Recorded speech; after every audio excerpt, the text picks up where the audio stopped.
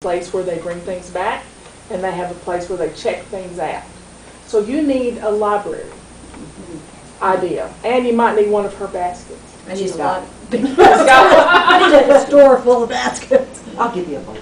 But you have processes that you deal with clients. I've dealt with you, or you dealt with Laura, Right. and you have a way. You know that you're working on this client and keeping up with that, and you need a checkout system so that you know who's got what, and you're not thinking, oh, who's got those samples? I don't want to have to go buy more. Right. So you need cards on each one, just like you would do 3x5 cards stuck in the back, and then check it out. And so you have a little box where you put the cards, and it's a checkout system. Okay. Another question. I'm interested in tips for what to do with paper as it comes into the world, my world. So one thing I'm doing is just refusing to pick up some, and so not bring it in. How do you refuse to get the mail? Well, no, I don't. I have to get the mail, and I wish our post office had a recycling right there, because I have requested that they don't send me all those sales things. Well, see, they get paid to send those sales. I understand, but it aggravates me. Because, well, no, I feel bad, but then it just goes in the garbage. It should be recycled. Well, you See, I feel can, guilty about things. well, I you know that I have can't to feel get guilty. We're working on a new tool at our office that you can get anywhere at Staples. I mean, Staples is our favorite store. Y'all know that. But it's a shredder. And one of my members put a shredder out in the garage so that when she drives up with the mail, she just drops it right into the shredder, the stuff that she doesn't want. And it shreds credit cards and everything. And it's a super duper shredder. Yes, super duper. Yeah, it's a good shredder. And then you donate the shreds to the Humane Society for the puppy and kitty cages. Oh, really? That is a good idea. I didn't know that. I didn't know that either. I use it for kitty litter. I didn't know you could do that. Yes. So once we've thrown everything off our desk, then what do we do with it? You're going to take 6 inches Clean it. at a time, and you're going to sort it into piles. And the piles are going to be to something that you have to deal with, something that needs to be filed, and trash, which you're going to have the trash can. So you're going to take that filing pile, the put away file. We call it giveaway, put away, throw away. But the giveaway you really need to deal with. So we've changed the names for the office.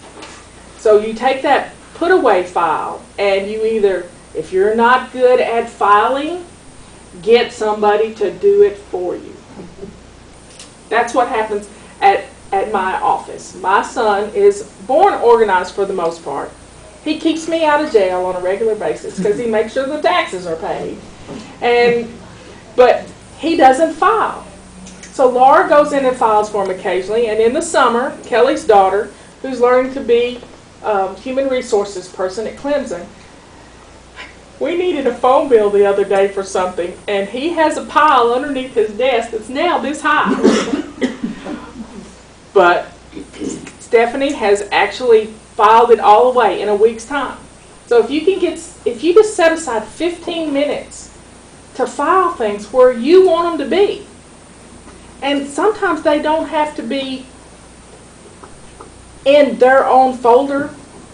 When I first started bookkeeping, and I have a bookkeeping background, the boss that I worked for 10 years, he had a system of when bills were paid, they went into the May folder of paid bills. So if something had been paid in May, it was in that folder. So you don't have to sort it into different categories. That just makes it harder. We like to compartmentalize to perfection. And we got to let go of our perfectionism and just do 15 minutes and make it easy on ourselves. What happens if you work for someone, and I know we've all run into this, and you're probably yourself, if it's on my desk, I see it, so I can't put it away because I know in about a week I'm going to have to actually take some action on that. But it's on my desk and it's there, and if I put it in a folder and put it in the file cabinet, I'll forget it. And Well, I work that's for what- someone like that. That's what to-do lists are for. Well, I mean, our whiteboard on the wall or something on the desktop on your computer that says, this is the project I'm working on, I've got to get back to this. So that, at police stations, they thumbtack stuff to the walls. So so that they can see what it is. It's the things you're working on right now. How do they do it in attorneys' offices?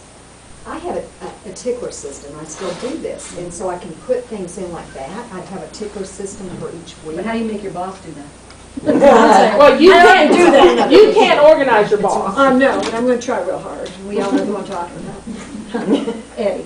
Well, you just have to, if you're going to be his assistant, if you're not his assistant, then she has permission to I'm keep his 8 hour in the day awake hours wife, is what he calls me. I'm not Martha. Martha's at night and I'm in the day. I'm his workday wife. Well, And I feel like it. first thing in the morning, you pick 3 things to deal with. Say, we need to work on this today. Guys like to be told and ask nicely. I want to get this off my plate. Do it. Say, this is what I need, and if you need it, and you can help me this way. We don't do woman speak, and guys, you know what that is. Don't you think you need a coat? No, they don't. If they did, they'd put one on. So, don't you think you need to work on this? No, he doesn't. He'd rather do something else. So, if you're gonna be his assistant, so to speak, and help him get through his week, look on Friday what we need to deal with. This morning, Michelle and I have already gone over what needs to be done this week and the things that I want to focus on. Friday before she left, we pretty much did the same thing, sort of closing up what we didn't get done this week, and it goes on to next week's list. And we just have a lot of fun doing it. But if you make a game out of it and say, I just need you for 10 minutes. I need you, so we can decide what we're going to do with these things. So I can get them off of my desk. Another question. Okay, let's say you're her boss, and you're constantly getting interrupted. Constantly. It's like every time a thought comes into someone's head, they shout at me or call me, and I can't get anything done. For this 15 minutes, do I just tell everybody I don't exist and just lock my door and nothing? Sometimes we just need quiet.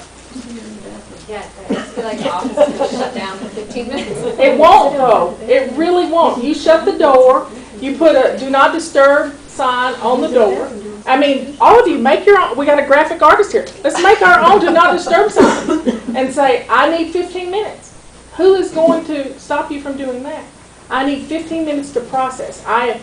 Focus makes me fabulous.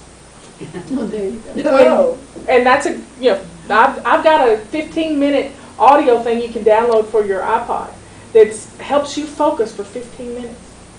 And it gets my mouth and my voice into your head. So eventually you can do it on your own. And you can stay focused for 15 minutes. Another question. I've always heard, or been told, that you should handle every piece of paper that comes across your desk one time. If you're holding it multiple times, then you're not being effective. You're procrastinating. So if you pick up that piece of paper from the insurance company that says you have to pay this, this bill. Well, I set aside twice a month to pay bills on the 1st and the 15th. And I deal with it when it comes in. It goes under. We have a little leaf that it goes under. And then I pick it up and deal with it when the next bill paying time comes around. You deal with it on specified times on your timetable, not somebody else's. That's the problem. We're yes people. We want to tell everybody, yes, I can deal with you right now. Yes, I can deal with you. Yes, I can do this. And we have to learn to say, no. I want you all to practice. No. We have to practice saying, I can't do this right at this moment, but I can do it in 15 minutes. So we have to take care of ourselves. Because when you're going in this tizzy all day long, what happens to you when you get home? Still in tizzy. Your adrenaline's been pumping all day, and then you crash. And that's not fun for anybody. You've got to learn at every hour to breathe for 5 minutes. Even if it's just 2 minutes. Just to close your eyes and just take it in and breathe. Because you've got to let that anxiety and tizziness, adrenaline, get out of your system, because it's going to eat away at your body. Now, about 60% of our members deal with issues